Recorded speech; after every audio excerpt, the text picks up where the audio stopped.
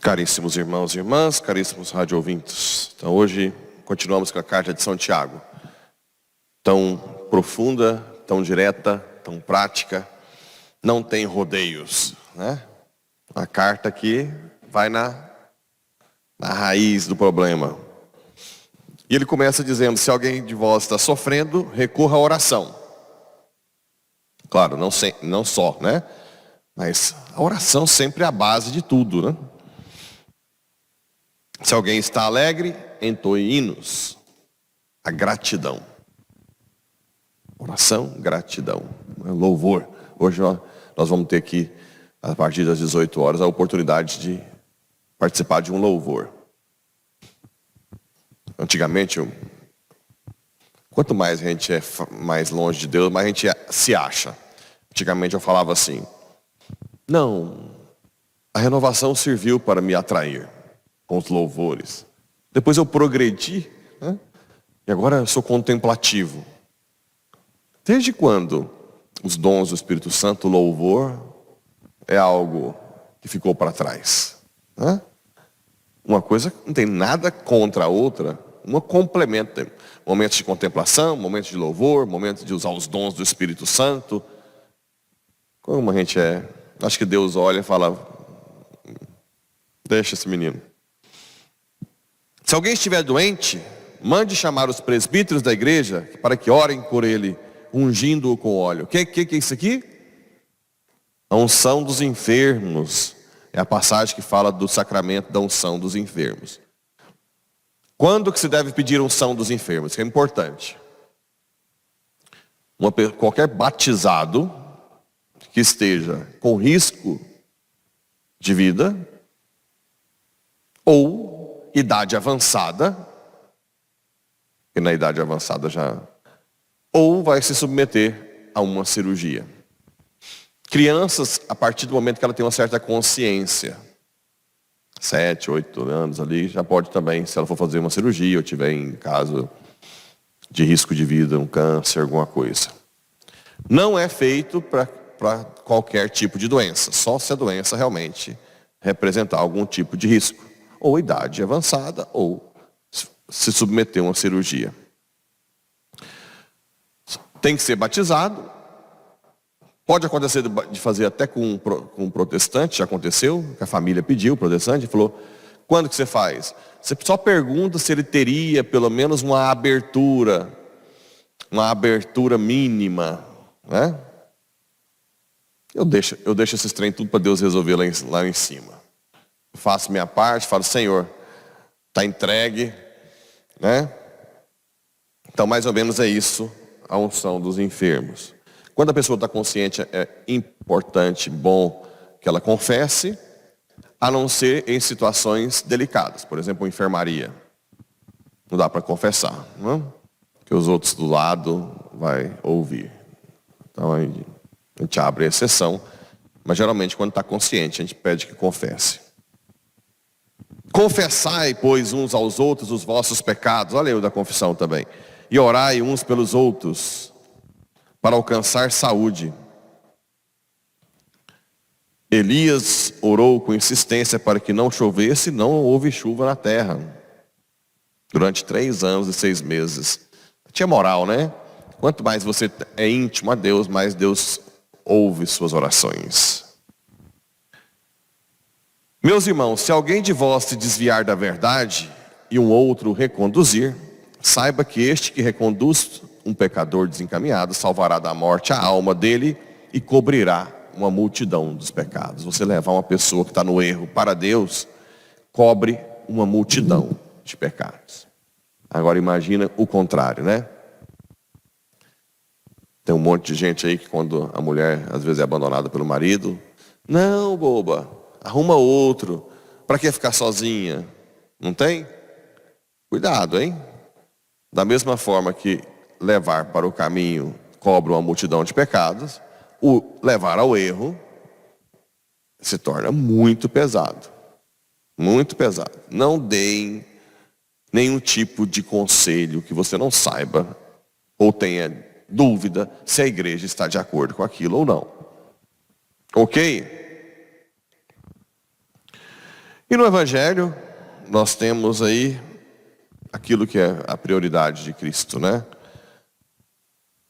Traziam crianças para que Jesus as tocasse, e os discípulos as repreendiam. E Jesus disse: deixai vir a mim as crianças, não as proibais, porque o reino de Deus é dos que são como elas.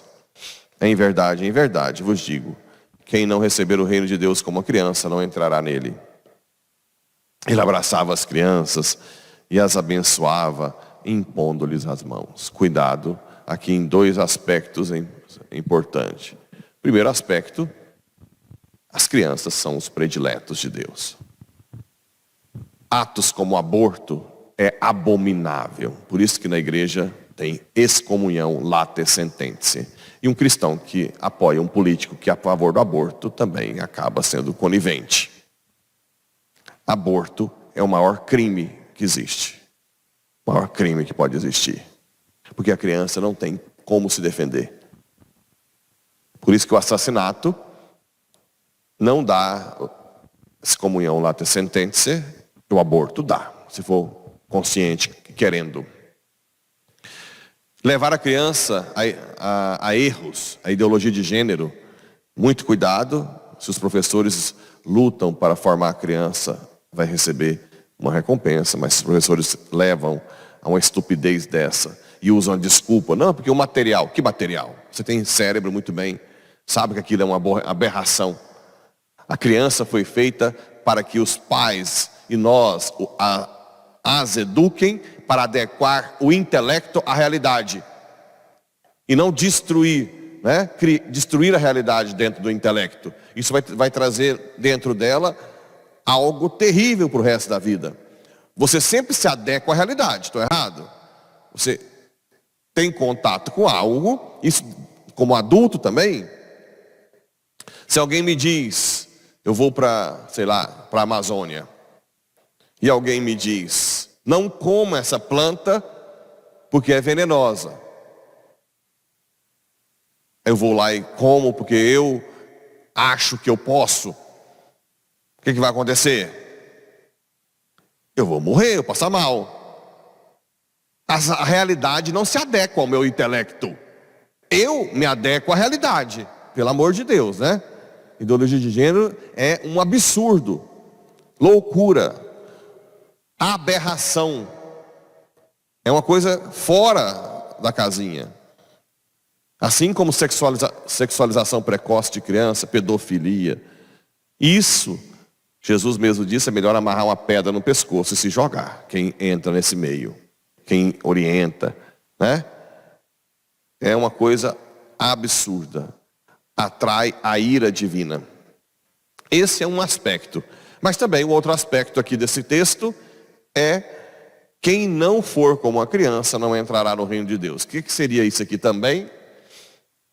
Infância espiritual. O caminho mais seguro, mais curto, mais tranquilo para chegar até o céu é nós nos colocarmos como criança diante de Deus. Quanto mais criança nós formos diante de Deus, São José Maria Escrivá dizia, criança de menos de 2 anos diante de Deus e um homem varão viril diante da sociedade, ou a mulher forte na sociedade. Hoje a sociedade é o contrário. Ela quer ser independente de Deus, né? Viver como se Deus não precisasse de Deus, e é totalmente frágil na sociedade. Totalmente vulnerável, carente. Dá os pitizinhos, as infantilidades nos relacionamentos. Tem que ser o contrário. Você, como criança, deixa Deus te preencher, deixa Deus saciar a sua carência, deixa Deus te amar, deixa Deus tomar conta de você, te dar segurança, e você, com a graça, vai enfrentar fortemente todos os desafios da sociedade. Isso é infância espiritual. Você se abandona. Você não fica meditando sobre o seu... A criança não fica meditando sobre os seus erros. Ela simplesmente erra e aponta e mostra para o pai. Joga, né? Por que abaixo de 2 anos? Porque acima de 2 anos já começa a esconder, né? Ou apontar que foi o irmão. Abaixo de 2 anos, você errou. É aquilo que eu sempre digo. Tem gente que chega, padre, porque eu sou assim, eu erro assim, papapá. Ah, e daí? Agora está confessando? Então, luta para não. Não, mas é porque eu sou assim sempre. Peraí, você está perdendo tempo. Confessa, sai daqui decidido a mudar. Eu decido mudar e peço a graça. Rasgo o peito. Ou então, a gente tem mania de esconder. Não, eu fiz isso, padre, mas eu sou muito bom. Eu ajudo outras pessoas. A criança não faz isso. Se a criança de 1 ano e meio quebrar o iPhone de última geração, e o pai chegar, bravo, ela vai rir, né? Dar os braços. Ou se quebrou o vaso da Índia, sei lá, da casa da mãe, ou qualquer outra coisa. Criança pequena, no máximo, vai dar os braços. Mesmo que o pai e a mãe tá bravo. É assim que tem que ser. Sermos totalmente, nos abandonarmos totalmente nas mãos de Deus. A infância espiritual, sem dúvida, é o caminho mais seguro na vida espiritual. Muito tranquilo. Você se colocar como uma criancinha nos braços de Deus. Mas como uma pessoa madura na sociedade. Assim seja.